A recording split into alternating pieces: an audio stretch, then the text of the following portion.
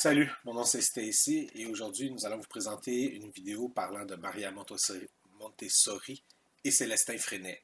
Vous noterez que j'ai de la difficulté à dire Maria Montessori, donc j'ai choisi de parler de Célestin Freinet qui était une prononciation un peu plus simple pour mon dialecte. Donc l'équipe qui a travaillé dessus c'est l'équipe 8 et qui est composée de Omar, Simon, Sid et moi-même Stacy.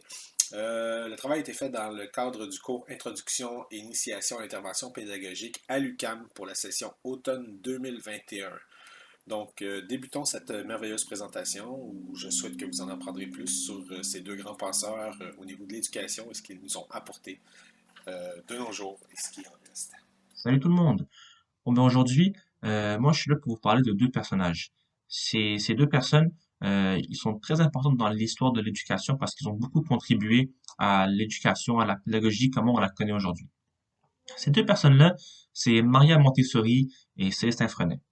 Et dans un premier lieu, moi je vais vous parler de Maria Montessori. Dans le fond, moi ce dont je vais vous parler, c'est surtout comme sa vie, sa biographie dans le fond. Vraiment, qu'est-ce qu'elle a fait, comment elle a grandi. Fait que Maria, elle, elle est née en 1870. Elle est née à Chiaravelle, en Italie, puis elle va déménager dès l'âge de 5 ans à Rome. Puis quand elle arrive à Rome, ben, elle va vite, vraiment, elle va très vite tomber dans la passion des sciences. Elle va vouloir se lancer dans une carrière en médecine dès son plus jeune âge. Elle va faire beaucoup d'études. Mais le problème, c'est qu'elle aura beaucoup de difficultés à rentrer dans l'université où elle veut rentrer, c'est la faculté de Rome. Parce qu'à cette époque-là, c'est vraiment très dur pour les femmes de rentrer, de rentrer dans cette faculté-là parce que bon, les femmes sont un peu dévalorisées par rapport aux hommes. Elle va quand même y arriver après beaucoup d'efforts, elle va faire ses études là-bas. Puis c'est à l'âge de 26 ans qu'elle va devenir l'une des premières femmes qui exerce le métier de la médecine. C'est quand même très jeune, puis en plus de ça, c'est une femme à cette époque-là, fait que c'est quand même très fort. Sa passion ensuite, elle va la pousser à faire des études en psychologie, en philosophie et même en biologie. En 1987 ensuite, Maria elle va obtenir son premier travail dans la clinique psychiatrique de la faculté de Rome, l'université où elle a étudié. Puis ça va lui apporter beaucoup d'expérience dans sa vie, puis elle va avoir beaucoup de réflexions sur les enfants et sur leur droit à l'éducation. C'est 20 ans plus tard, en 1907, que Montessori, elle va établir un laboratoire de recherche pédagogique. Ça, dans le fond, ça aura pour but de faire des recherches sur les enfants, justement. Elle va sélectionner des enfants en bas âge, surtout, entre 3 et 6 ans à peu près. Puis, au fur et à mesure, au fil des années, elle va faire beaucoup de découvertes qui vont vraiment aider à façonner sa pédagogie, telle qu'on la connaît aujourd'hui. Fait à ce moment-là, l'école Montessori commence peu à peu à se former, vraiment. Plus tard dans sa vie, il va y avoir la première et la deuxième guerre mondiale, comme on l'a connu. Fait que dans sa vie Montessori, ça va beaucoup la déranger, bien entendu. Fait qu'elle va déménager dans beaucoup de pays, vraiment, pour fuir la guerre. Elle va faire des pays, notamment l'Espagne, l'Angleterre, l'Inde, les Pays-Bas et les États-Unis. Puis, dans ces pays-là, ben, dans chaque pays qu'elle va visiter, elle va faire beaucoup d'observations sur les enfants de ces pays-là. Puis aussi, ça va notamment vraiment l'aider à établir sa pédagogie comme on la connaît. Ensuite, elle va fonder le Parti social de l'enfant parce que, avec tout ce qu'elle aura observé, tout ce qu'elle aura découvert, elle va vraiment estimer qu'il faut qu'il y ait un changement dans l'éducation des enfants, parce qu'il y a de quoi qui marche pas. Ensuite, elle va recevoir une Légion d'honneur en 1949, puis elle va finalement s'éteindre en 1952 aux Pays-Bas à l'âge de 81 ans. Et voilà, bon, écoute, cinquième, sixième fois, non, c'est faux, ça fait 100 fois. Tellement de la misère. Je sais pas pour vous, la classe, si vous avez été capable de parler tout seul devant votre ordi, là, mais en tout cas, moi, j'ai bien de la misère. En tout cas, Maria Montessori, dans tout ça, qu'est-ce qu'elle fait? Bien, elle a créé un nouveau type d'école qui ressemble un peu à la garderie. La première étape, c'était que le jeune puisse se familiariser avec son milieu, avec lui-même, avec les autres élèves. Puis, tranquillement, pas vite, elle ajoutait des objets scientifiques dans cette école-là, parce qu'elle avait compris que les élèves comprennent mieux les concepts quand ils engagent tout leur sens pour les comprendre. Donc, elle a basé toutes les activités sur des actions personnelles, comme s'habiller, prendre soin de l'environnement, du jardinage. L'enfant, lui, était libre de se promener, de jouer. La liberté, c'est quelque chose que Montessori tenait à cœur, bien qu'elle n'ait jamais enseigné directement dans ses classes. Elle regardait quand même les résultats de ses professeurs, puis s'était rendu compte que les enfants montraient des signes de déconcentration quand ils répétaient souvent la même tâche. Elle s'était même rendu compte qu'en donnant la liberté aux jeunes, après un certain temps, le jeune délaissait ses jouets normaux, puis il se tournait plus vers des activités pratiques. Et avec le temps, la discipline est apparue. À force de travailler indépendamment, les élèves sont devenus motivés. Puis c'était pas un des buts principaux de Montessori, c'était que la motivation du jeune soit intrinsèque, C'est pour ça que l'organisation de la classe n'était pas classique comme on le connaît, un professeur en avant, puis elle crache la matière aux élèves qui écoutent. Le professeur était plus vu comme un facilitateur à l'apprentissage. Le but ultime de Montessori, c'est de créer des adultes qui allaient avoir un amour pour l'apprentissage. Bon, pour vous la classe, je suis allé faire une petite entrevue avec Madame Montessori. Voici un petit extrait de notre discussion. Madame Montessori, merci d'avoir accepté mon invitation. J'aimerais que vous m'expliquiez votre manière de voir les choses. Il y a ce sujet de l'éducation qui est très important et qui est caractéristique de notre siècle. Parce que après la victoire de la femme, doit venir la victoire de l'enfant. Mais Madame Montessori, si je peux me permettre cette question, je me demandais, quelle est votre méthode? Ma méthode consiste surtout de donner à l'enfant la possibilité de vivre naturellement et d'exercer sa spontanéité. Alors je prépare un milieu où il puisse vivre comme dans une maison. Et dans ce milieu, je mets une quantité d'objets qui sont aussi scientifiques et qui servent au développement de son intelligence. Supposez par exemple que ce milieu est comme une maison, où les enfants ont leurs meubles, leurs petites choses pour la cuisine, pour la table, etc. Alors ils commencent à aimer ce milieu comme une maison à eux-mêmes. Et ils deviennent très actifs, et dans cette activité, ils s'ordonnent et deviennent disciplinés et heureux. Après ça, que c'est le côté pratique, je mets aussi une quantité d'objets scientifiques pour le développement de l'enfant lui-même, psychologiquement considéré. Par exemple, pour l'éducation des sens. Alors, quand l'enfant, au lieu de jouer simplement, use tous ces objets, il se développe.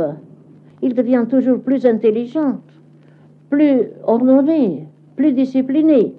Et c'est un avantage pour lui. Merci beaucoup pour cette réponse complète, mais je me demandais, la maîtresse, quel est son rôle? La maîtresse est comme une directrice de cet ambiance. Elle aide l'enfant dans son activité, mais ne le trouble pas, le laisse faire. Et de cette façon se développe une vraie éducation, parce que justement l'enfant devient plus intelligent. Alors nous avons vu avec merveille que l'enfant à 4 ans commence à s'intéresser à l'écriture. Il a commencé à écrire à 4 ans, à lire. À 5 ans, il lit des livres. À 6 ans, il commence à s'intéresser à la grammaire. Ils aiment beaucoup la mathématique.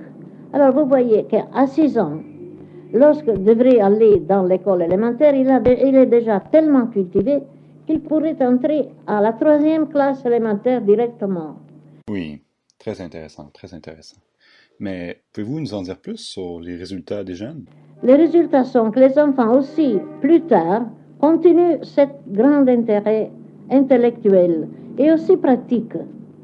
Et il y a un vrai développement spontané.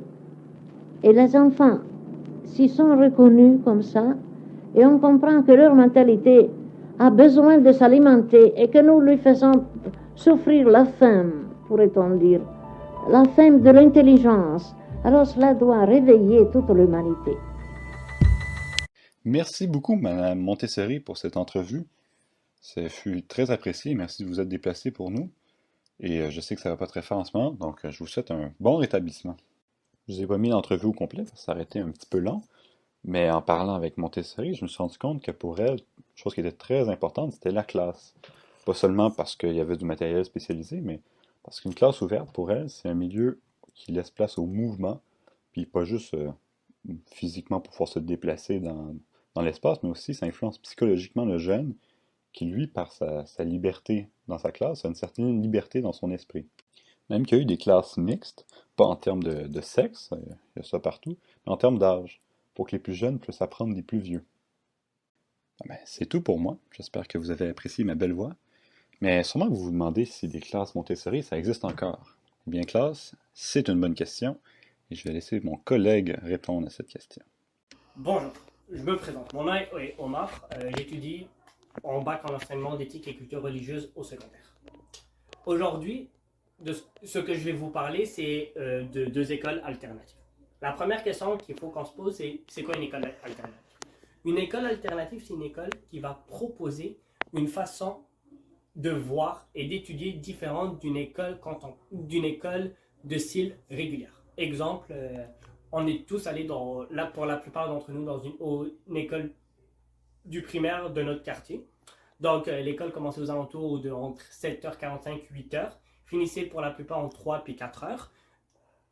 T'allais, admettons, le matin, t'avais un cours de maths, t'avais une leçon de français, t'avais un cours d'éducation physique, etc., etc. Mais dans les écoles alternatives, c'est différent.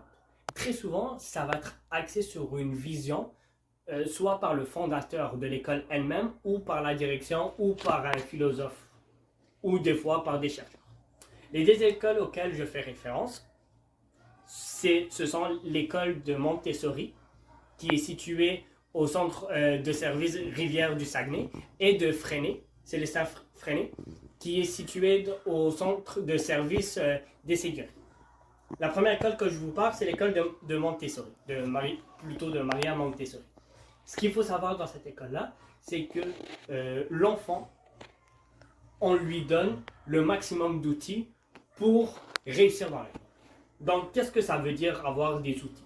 C'est que tout d'abord, la classe que l'école, elle est séparée avec 5 enseignements, qui est l'exploration de la parole, l'expérience de la vie, les 5 sens, les mathématiques et la culture générale. Donc, si admettons l'enfant, par exemple, un jour, il vient à l'école, puis il décide que lui, il a envie d'être fermier. Il a envie d'essayer l'agriculture. Mais effectivement, il n'a pas les outils. Donc, il va aller voir l'enseignant, il va lui dire, par exemple, oui, madame ou monsieur, je souhaiterais plus tard devenir agriculteur. Malheureusement, je n'ai pas les outils nécessaires. Comment je fais? Là, l'enseignant va lui dire, d'accord, mon petit Jacob, je vais te montrer comment faire. Donc, ils vont essayer de faire pousser des plantes. Évidemment, dans un climat qu'il peut. C'est sûr que si, admettons, le petit Jacob décide de faire pousser des tomates en hiver, dans sa classe, ça va être un peu compliqué. Mais mettons qu'au printemps, il a le temps, puis c'est plus apte. Aussi, ce qu'il faut savoir, c'est que l'école existe depuis 2004 et qu'on a eu beaucoup de points positifs. Pourquoi Maria Montessori a décidé que sa vision de l'éducation pour l'enfant, c'était de lui donner les outils nécessaires à ce qu'il apprenne par lui-même et en demandant de l'aide que quand il faut. Parce que il faut savoir que Maria a essayé plusieurs expériences. Dans l'une de ces expériences est la suivante. Dans une classe avec des enfants en difficulté d'apprentissage, par rapport à une autre classe où il y avait d'autres enfants qui avaient les mêmes problèmes, difficultés d'apprentissage, la première classe était une école régulière. Exemple, cours de 3e année avec les maths, les cours de français, anglais, éducation physique, etc. Et de l'autre côté, une classe de la vision de vue de Maria Montessori. Avec, on donne les outils à l'enfant. L'enfant se débrouille par lui-même. S'il a des questions, il pose des questions. À la fin de l'expérience, on a découvert que les enfants qui avaient énormément de difficultés dans la classe de Maria Montessori réussissaient avec beaucoup plus d'aisance que dans l'autre classe. Donc, elle s'est dit, si ça marche pour cette classe-là, cette façon de faire devrait fonctionner. Donc, elle a créé son école et encore aujourd'hui, il y en a plusieurs à travers le monde et ici au Québec. Pour la deuxième école, qui est l'école de Célestin Freinet.